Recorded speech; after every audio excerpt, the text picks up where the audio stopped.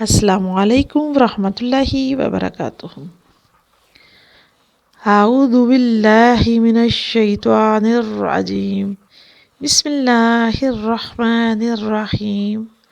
رب اشرح لی صدری ویسر لی امری واحلل عقدۃ من لسانی یفقہوا قولی۔ قال رسول اللہ صلی اللہ علیہ وسلم: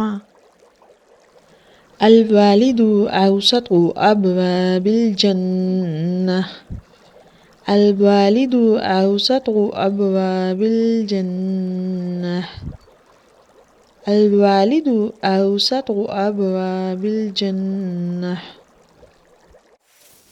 اس حدیث کا ترجمہ ہے کہ تمہارے باپ جنت کے درمیانی دروازہ میں سے ایک دروازہ ہے۔ پیارے بچوں، یہ حدیث الترمذی کی 1900 نمبر ہے۔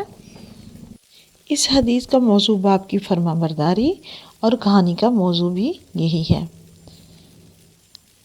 پیارے بچوں، اس حدیث میں ہمارے پیارے نبی صلی اللہ علیہ وآلہ وسلم نے فرمایا کہ اگر آپ جنت میں جانا چاہتے ہو تو اس کا سب سے آسان اور سب سے اچھا طریقہ یہ ہے کہ اپنے باپ کی فرما برداری کرو۔ ہمارے والدین ہمارے لیے زندگی میں بہت کچھ کرتے ہیں، بچپن سے لے کر ہمارے بڑے ہونے تک ہماری ہر ضرورت کا خیال رکھتے ہیں، ہماری خواہشیں بھی پوری کرتے ہیں اور ہمارے لیے بہتری ہی سوچتے ہیں۔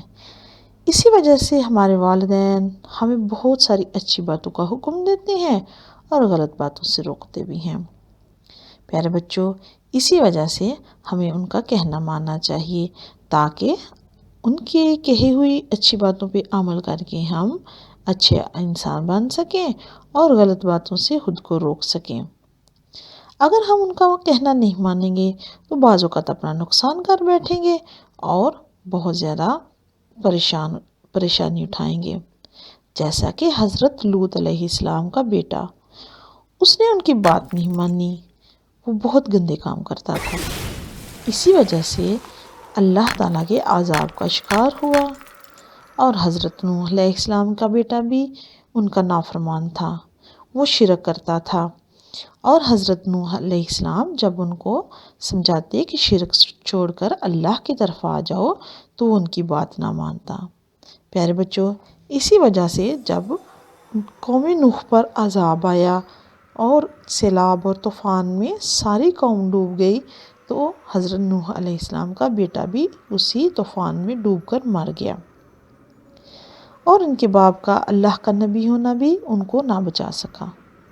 جبکہ حضرت ابراہیم علیہ السلام کے بیٹے حضرت اسماعیل علیہ السلام اپنے باپ کی بہت فرما برداری کرتے تھے اور انہوں نے ہمیشہ اپنے بابا کی ہر بات مانی۔ پیارے بچوں، آپ کو معلوم ہے حضرت اسماعیل علیہ السلام بہت چھوٹے تھے جب اللہ کے حکم سے حضرت ابراہیم علیہ السلام ان کو مکہ کی ویران وادی میں ان کی ماں کے ساتھ چھوڑ آئے۔ حضرت اسماعیل علیہ السلام وہاں ہی رہے اور وہاں ہی بڑے ہوئے۔ جب حضرت ابراہیم علیہ السلام ان کو ملے تو ایک بڑے بچے بن چکے تھے۔ انہوں نے اپنے باپ سے کسی قسم کی ناراضگی کا اظہار نہ کیا کہ آپ نے ہمیں یہاں کیوں چھوڑا اور ہمیں اپنے ساتھ کیوں نہ رکھا، بلکہ اس کے باوجود کہ وہ اپنے باپ سے بہت دور رہے تھے، انہوں نے حضرت ابراہیم علیہ السلام کی بہت عزت کی۔ جب حضرت ابراہیم علیہ السلام نے ان کو بتایا کہ اللہ نے مجھے حکم دیا ہے کہ میں آپ کو اللہ کے راستے میں قربان کر دوں، آپ اس بارے میں کیا کہتے ہیں؟ تو حضرت اسماعیل علیہ السلام نے ایک فرما بردار بیٹے کی طرح اپنے باپ کو کہا کہ بابا جان، آپ کو جو حکم اللہ نے دیا ہے آپ اس کو پورا کریں، انشاءاللہ آپ مجھے فرما بردار اور ثابت قدم پائیں گے۔ پیارے بچوں، اللہ تعالیٰ کو ان کی فرما برداری بہت پسند آئی اور انہوں نے حضرت اسماعیل علیہ السلام کو قربان ہونے سے بچا لیا اور ان کی جگہ پر ایک دمبے کو قربان کرنے کا حکم دے دیا۔ پیارے بچوں، حضرت اسماعیل علیہ السلام نے زندگی میں ہر موقع پر اپنے باپ کی فرمان برداری کی، یہاں تک کہ جب اللہ تعالیٰ کے گھر یعنی خانہ کعبہ کو بنانے کا موقع آیا تو اپنے باپ کے ساتھ مل کر اس کو تعمیر کیا۔